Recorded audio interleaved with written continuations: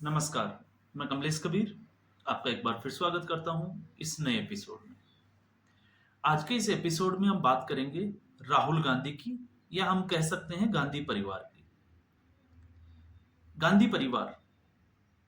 जब से भारत आजाद हुआ है उसके बाद इसको हम राजशाही परिवार भी कह सकते हैं, जिसने देश के ऊपर एक तरफा राज किया। हालांकि 2014 के बाद में इस परिवार की राजशाही जो है वो खतरे में जरूर आ गई। लेकिन अभी आपने देखा कि किस तरीके से बांग्लादेश में तख्ता पलट हुआ, और बांग्लादेश में जो तख्ता पलट हुआ उसके पीछे बांग्लादेश के एक पत्रकार सलाउद्दीन चौधरी, जिन्होंने राहुल गांधी के विदेश दौरे को ही कटघरे में खड़ा कर दिया और सीधे तौर पे आरोप लगाया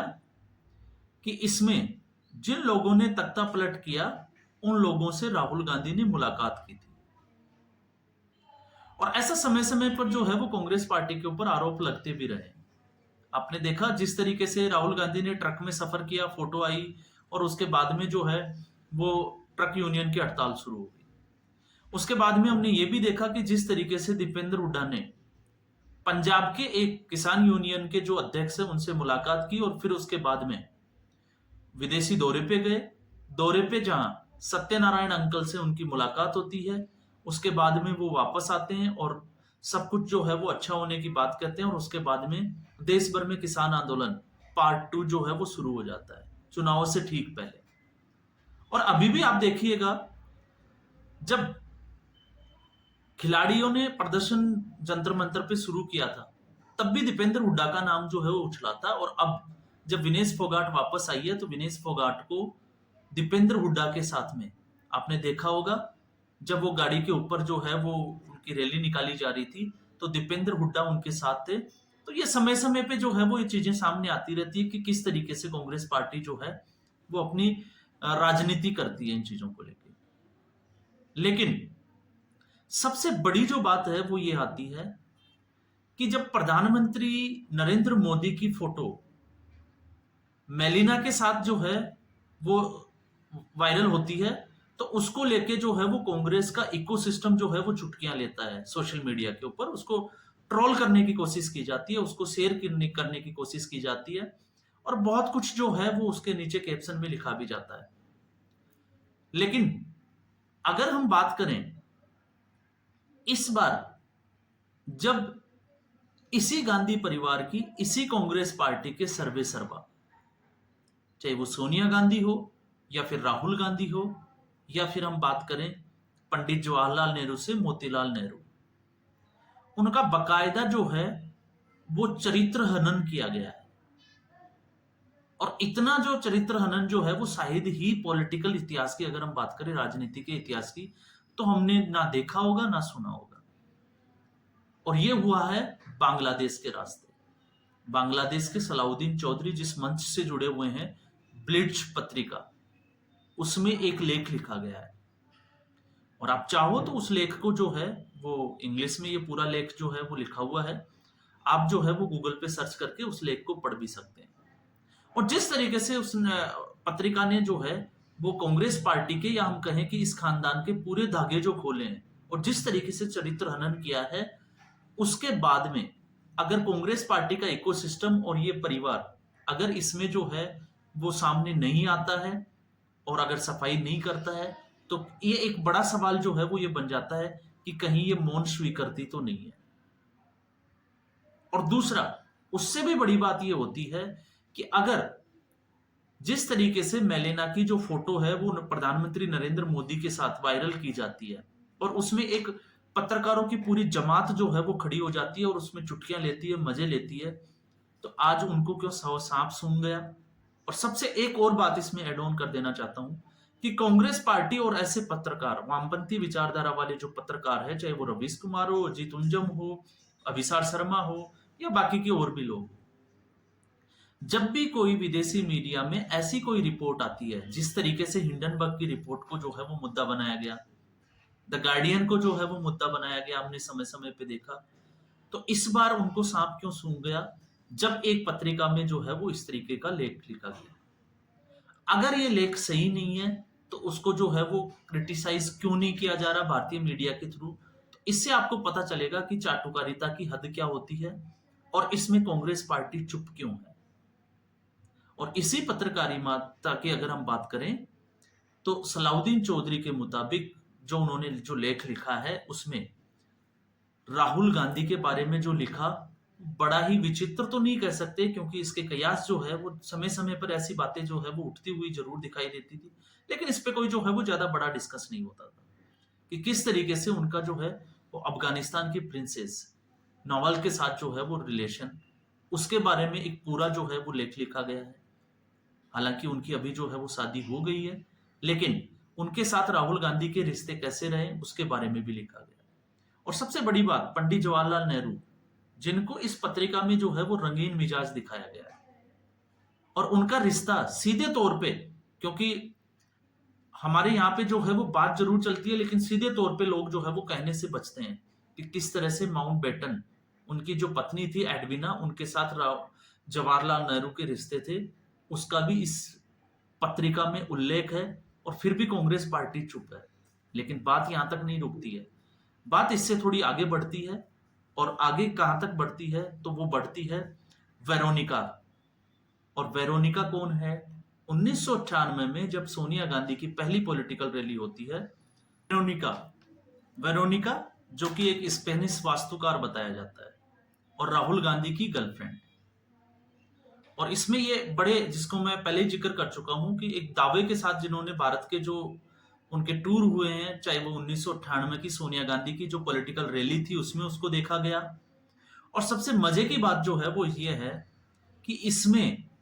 राहुल गांधी से वेरोनिका के 2 बच्चों तक का जिक्र किया है, जिसमें 19 साल का एक बेटा और 15 साल की एक बेटी है। और उनके आगे, उनके नाम के आगे जो है वो विंची लगाया जाता है। और ये अब आपको थोड़ा सा इसमें लगेगा क्योंकि राहुल गांधी का एक्चुअल नाम जो है, जिस तरीके से सुब्रमण्यम स्वामी ने दिल्ली हाईकोर्ट में दलील दी है राहुल विंची, क्योंकि उनकी जो डिग्री है उसमें भी विंची लिखा गया है और ये पहले भी ये बात उछली थी, तो उस हिसाब से उन दोनों बच्चों के नाम के आगे भी जो है वो विंची लगाया जाता है। अब इससे आपको थोड़ा सा जो है वो इशारा जरूर मिल गया होगा कि इसमें किस तरीके की सच्चाई है। और अगर सच्चाई नहीं है तो सबसे बड़ी बात यह है कि कांग्रेस पार्टी इस पे चुप क्यों है, इसका खंडन क्यों नहीं करती। क्योंकि अब तक अगर कोई दूसरी बात होती तो कांग्रेस पार्टी शायद सड़कों पे उतर आती, लेकिन इस बार जो है वो कांग्रेस पार्टी चुप है। और उससे भी बड़ी सोचने वाली बात यह है कि भारतीय जनता पार्टी इसको मुद्दा क्यों नहीं बना रही।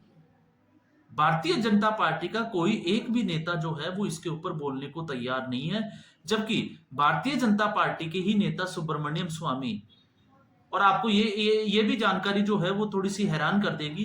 कि 2018 में उन्होंने स्टेटस रिपोर्ट मांगी थी गृह मंत्रालय से राहुल गांधी की विदेशी नागरिकता को लेके, लेकिन उसके बावजूद आज 5 साल होने को आ गए, लेकिन फिर भी उसको मुद्दा नहीं बना रही है भारतीय जनता पार्टी। तो फिर ऐसा, इससे जो है वो भारतीय जनता पार्टी के ऊपर भी जो है वो कहीं ना कहीं शक जरूर खड़ा होता है,